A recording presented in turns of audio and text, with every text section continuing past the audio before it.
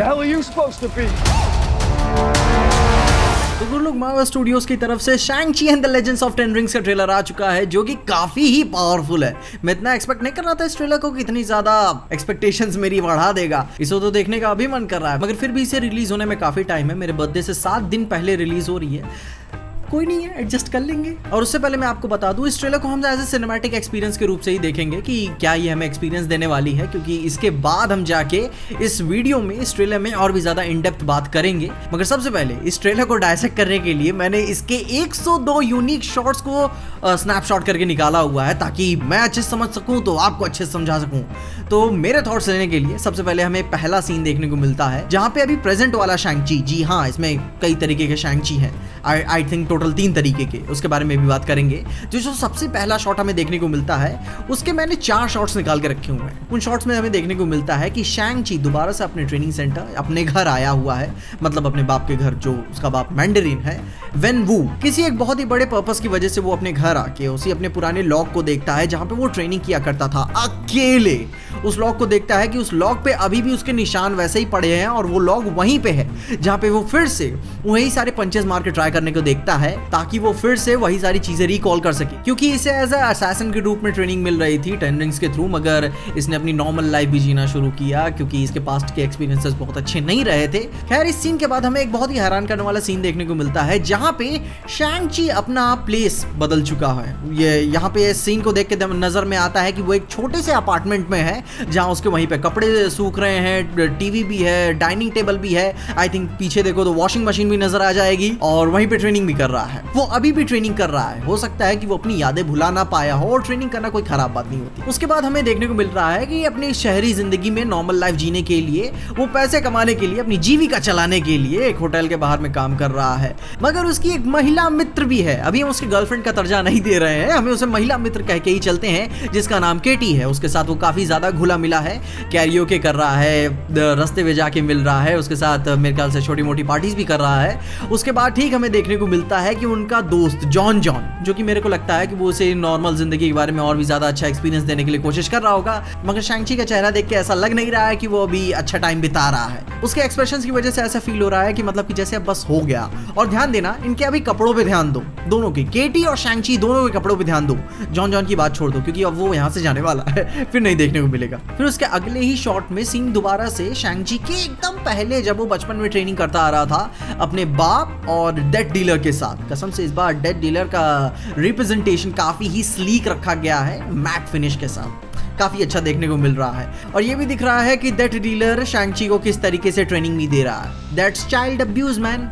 मगर फिर भी मैंने इससे बुरी मार खाई है स्कूल में। जैसा ही हमें यंग शैंग-ची के 2 शॉट्स देखने को मिलते हैं, उसके बाद डेथ डीलर का भी एक सीन देखने को मिलता है। पीछे मैंडरिन भी खड़े हुए हैं, मेरे ख्याल से उस समय वो वेन वू रहे होंगे, क्योंकि उनके कपड़ों की वजह से वो मैंडरिन की तरह एक्सपीरियंस मुझे नहीं दे रहे हैं। उसके बाद मगर अभी देंगे, परेशान न तो। उसके बाद हमें 2 सेकंड वाले शॉट में ही देखने को मिलता है कि टीनेज शैंग-ची वो अभी भी ट्रेनिंग कर रहा है। दैट मींस कि वो टीनेज की उम्र तक यहीं पे था। इसके बाद फिर से सीन यंग शैंग-ची की तरफ चल जाता है, टीनेज वाले नहीं, उससे भी छोटे यंग शैंग-ची की तरफ, जहां पे वो अपने बाप के साथ है। दैट मींस कि मैंडरिन, वेन वू। मगर फिर भी आगे चले तो उसका बाप और शैंग-ची एक लोकल से रेस्टोरेंट में है, मेरे ख्याल से एक्सपीरियंस लेने गए होंगे अच्छी जिंदगी का, और सूट बूट दोनों। जहां तक कि मैं मान के चलता हूं कि ये फ्लैशबैक वाला सीन होगा, क्योंकि ऑब्वियस सी बात है। जहां हमें देखने को मिलता है कि 10 रिंग्स किसके पास हैं एक्चुअली में, वो है मैंडरिन के पास, और वो अपनी पावर्स का थोड़ा सा प्रदर्शन भी दिखाता है इस छोटे से रेस्टोरेंट में, लोगों को धमका डरा के, आई मीन ओवरऑल अपनी पावर्स का प्रदर्शन करके।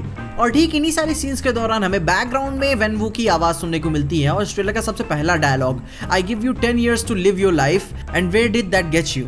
दैट मीन्स कि वेन वू ने इंटेंशनली उसे 10 साल अपने जिंदगी के जीने के लिए दिए, ताकि वो अपनी नॉर्मल लाइफ जी सके। और हाँ, मैंडरिन के इतने कहने के बाद तो मैं बात समझ ही चुका हूँ कि उसने उसे अपने बेटे को फ्रीडम इंटेंशनली दी थी, क्योंकि उसके डायलॉग से ही समझ में आ रहा है कि वो अपने बेटे को बुला लेता चाहे जो हो जाता, क्योंकि वो उसके अंदर कुछ देखता है।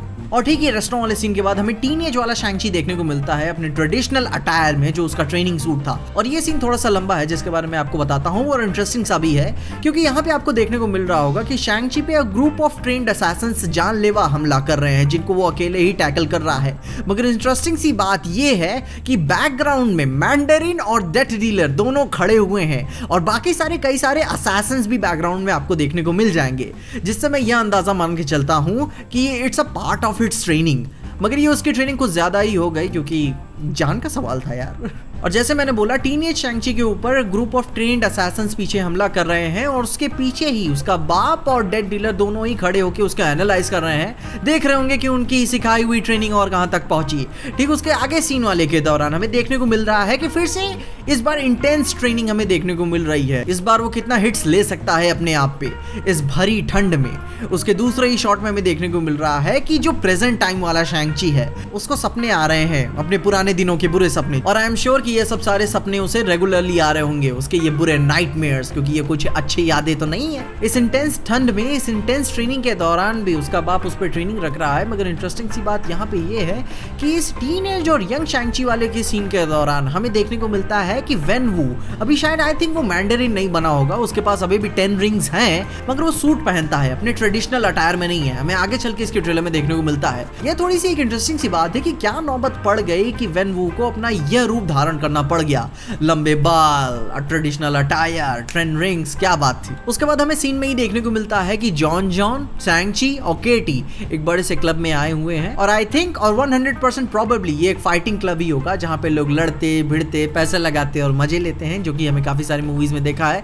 मैंने तो कभी रियल लाइफ में नहीं देखा, मगर देखना चाहूंगा। उसके बाद हमें एक और शॉट डेड डीलर का देखने को मिलता है, मगर वो दिन वाला है, जिसके बारे में कुछ ज्यादा तो दिखाया नहीं गया है जो, और ज्यादा कुछ कह भी नहीं सकते। ठीक उसी के बाद हमें एक और कैरेक्टर देखने को मिलता है जो कि इस ट्रेलर में इंट्रोड्यूस हुआ है, रेजर फिस्ट का।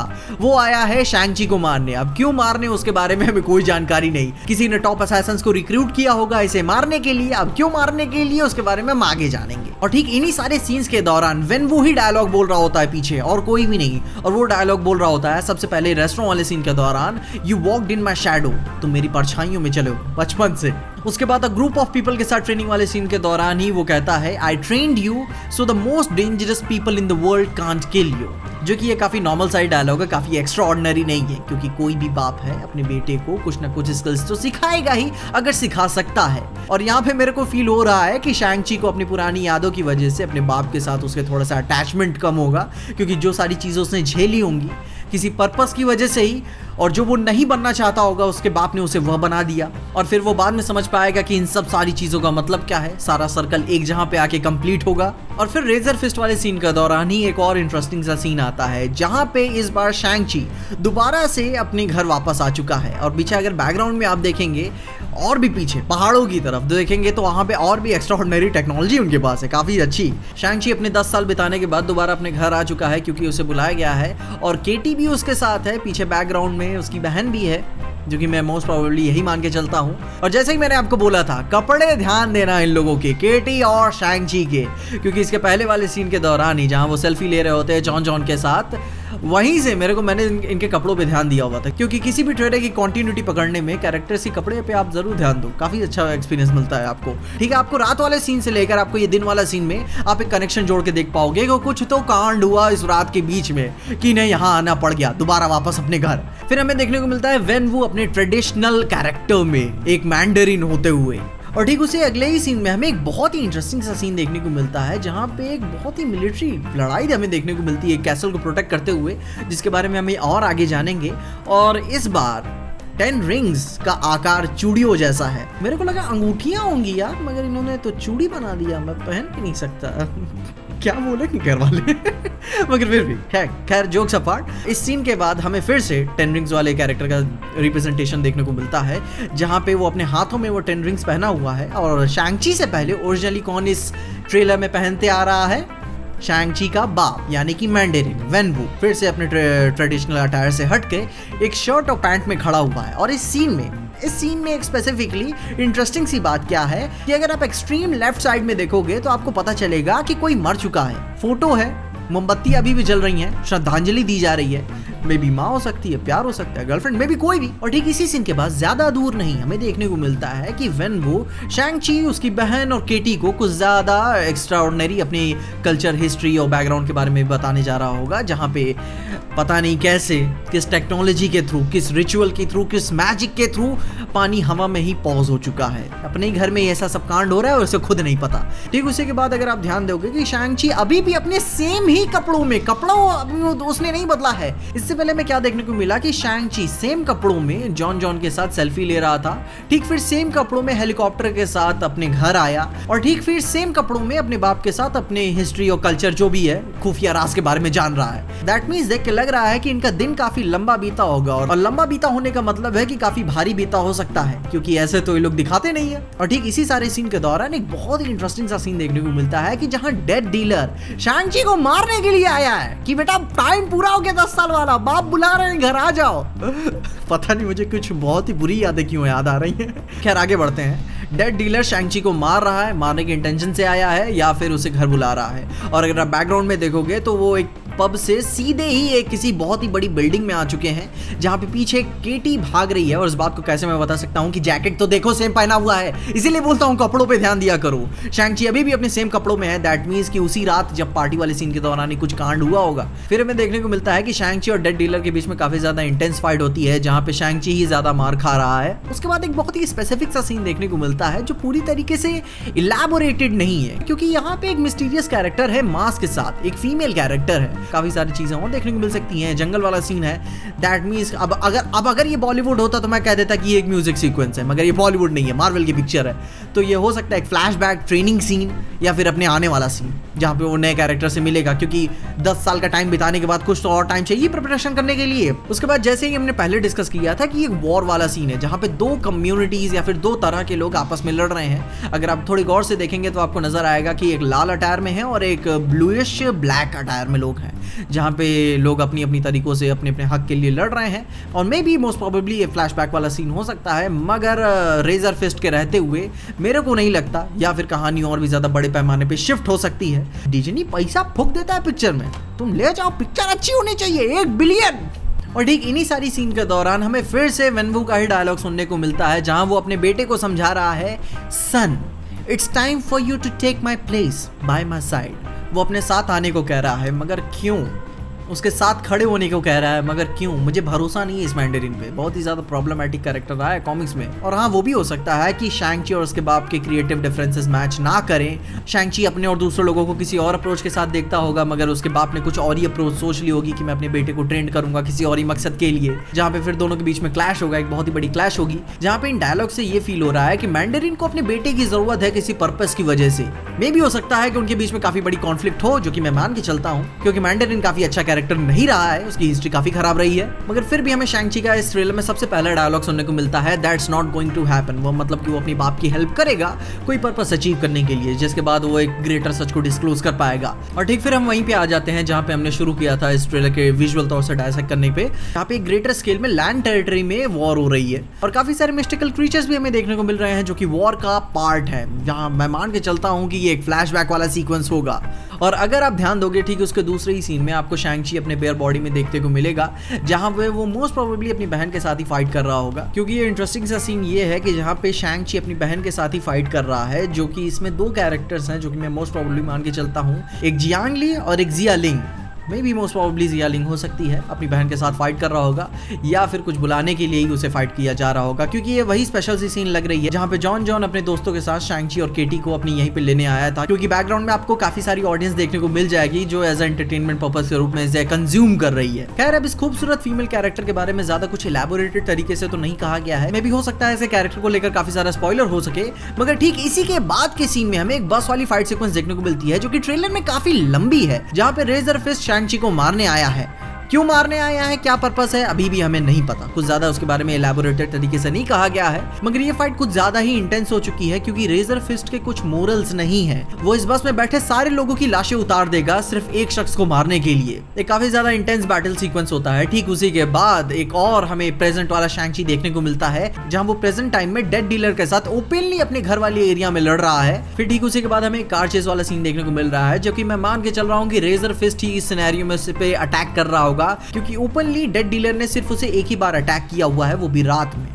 और ठीक इन्हीं सारी सीन्स के दौरान फिर से वेनवू ही डायलॉग बोल रहा है कि you can not out run who you really are, मतलब कि that means जहाँ पे इस डायलॉग से फिर से हमें ये रियलाइज हो रहा है कि शैंग ची और उसके बाप के डिफरेंसेस मैच नहीं कर रहे होंगे, उसका पर्पस कुछ और होगा, वो किसी और तरीके से देख रहा होगा। फिर ठीक अपने विजुअल रिप्रेजेंटेशन को लेकर जहाँ पे थे हम वहीं पे आते हैं, हमें एक वॉर सीक्वेंस वाला सीन देखने को मिलता है जो कि मैं बहुत ही बड़े पैमाने पे मान के चल रहा हूँ, क्योंकि ये फ्लैशबैक होगा, क्योंकि प्रेजेंट सिनेरियो में उनके पास हाईली ट्रेन टेक्नोलॉजी है, बड़े बड़े लेजर्स भी हैं, सैटेलाइट है, और इस सीन के दौरान आपको देखने को मिल रहा है एक ग्रुप ऑफ आर्मी, एक बड़ी ग्रुप ऑफ आर्मी से अपने आप को प्रोटेक्ट कर रही है। मे बी ये पास्ट वाली लड़ाई है, जहां तक कि हमें ये बात समझ में आ रही है कि ये पास्ट वाली लड़ाई है जो कि अभी तक चलती आ रही है और उसका कोई सोल्यूशन नहीं निकला है। मे बी शैंग ची उसका सोल्यूशन निकाल देगा इस मूवी में, वो अपनी पिछली पुरानी लड़ाइयों को अभी शांत कर पाएगा। आई थिंक जैसे ब्लैक पैंथर और एक्वामैन मूवी में हुआ था, जहां पे उसका भाई नहीं है, वो इस लड़ाई को यहीं खत्म करेगा। शैंग ची बहुत ही पुरानी राइवलरी को इसी मूवी में खत्म करेगा। I am just assuming that it's just a theory but I need more. और ठीक इसी सीन के बाद फिर से फाइट सीक्वेंस, बस वाले फाइट सीक्वेंस में हमें देखने को मिल जाता है, मगर इस बार सिनेरियो थोड़ा सा डिफरेंट है, क्योंकि यहाँ पे इस बार शैंग ची जिससे लड़ रहा है वो नॉर्मल ह्यूमंस है, नॉर्मल कपड़े पहने हुए हैं, क्योंकि रेजर फिस्ट और उसकी टीम कुछ अलग ही तरीके के कपड़े पहनती है, कुछ स्पेशल निंजा असैसिन वाले टाइप, जहाँ पे वो शैंग ची को इसी बस में मारने आए थे। मगर ये सिनेरियो थोड़ा सा अलग है, मे भी हो सकता है उसके पहले का ही हो, क्योंकि बाद में तो ऐसा होगा नहीं, उसके पहले का ही होगा, या फिर ये भी हो सकता है कि वो डिस्गाइज में हो। काफी ज्यादा हैवी पोटेंशियल इस बात का। और फिर जहाँ पे शैंग ची इन सारे गुंडों से लड़ रहा होता है, पीछे केटी उससे पूछती है कि हु आर यू, कौन हो तुम, और अपना नाम बताने की जगह शैंग ची एक्शन कर रहा है। कौन करता है ऐसा? लड़की तुम्हारा नाम पूछ रही है, क्या करने की जरूरत है? ट्रेलर है, मैं मान सकता हूँ कि ये दोनों सीन्स डिफरेंट होंगे, मगर एडिट करने वाले भाई ध्यान तो दो किसी बात का। कोई मेरा नाम पूछे मैं उसे मारने के लिए नहीं दौड़ता, मैं डीसी नहीं हूं। मगर फिर भी इसके बाद हमें शैंग ची का ओरिजिनल लोगो देखने को मिलता है, बिना मार्वल स्टूडियोज के साथ, उसके बाद मार्वल स्टूडियोज के साथ, क्योंकि कॉर्पोरेट बाजी। और ये बस वाला सीक्वेंस थोड़ा सा इंटरेस्टिंग सा है, क्योंकि रेजर फिस्ट काफी बड़ी टीम के साथ उसे मारने आया है बस के साथ, और एक बस चिपकी हुई है, जाने नहीं दे रहा उसको, जहाँ पे केटी उसकी दोस्त इस बस को चलाने में उसकी हेल्प कर रही है। मे भी हो सकता है कि ड्राइवर मारा गया हो, मोस्ट प्रोबेबली केटी हेल्प कर रही है बस को बचाने के लिए। और इंटरेस्टिंग सी बात ये बता दूं, जहाँ भी ये सारा काना कांडी हो रही है, ये सीन है सैन फ्रांसिस्को का। और इस बात को मैं इतने कॉन्फिडेंस के साथ क्यों कह सकता हूं, क्योंकि बैकग्राउंड में चिरार डेली स्क्वायर का नाम भी दिया हुआ है, जो कि एक चॉकलेट वाली फ्रेंचाइजी है। और इस बात के बारे में मैंने बस थोड़ा सा गूगल किया और उसके बारे में मुझे पता चल गया कि ये सैन फ्रांसिस्को का है। दैट मींस कि शैंग ची अपनी नॉर्मल 10 साल वाली लाइफ सैन फ्रांसिस्को में बिता रहा था। इतना दूर?